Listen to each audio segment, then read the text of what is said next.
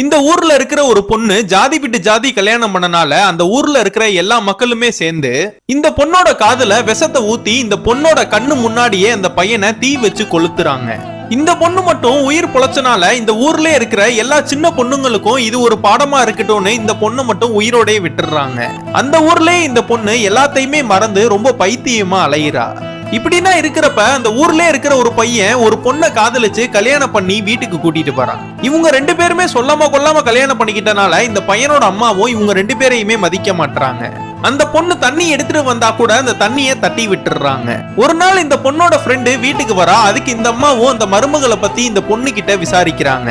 அந்த பொண்ணு உங்க மருமக உங்க ஜாதி தான் சொல்லிடுறாங்க. அதுல இருந்தே இந்த அம்மாவும் அந்த பொண்ணை ரொம்ப நல்லா பாத்துக்க ஆரம்பிக்கிறாங்க. இந்த பொண்ணுக்கு சீக்கிரம் குழந்தை பிறக்கணும்னு இந்த மருமகளை கோயிலுக்குன்னா கூட்டிட்டு போய் நிறைய பரிகாரம்னா பண்றாங்க.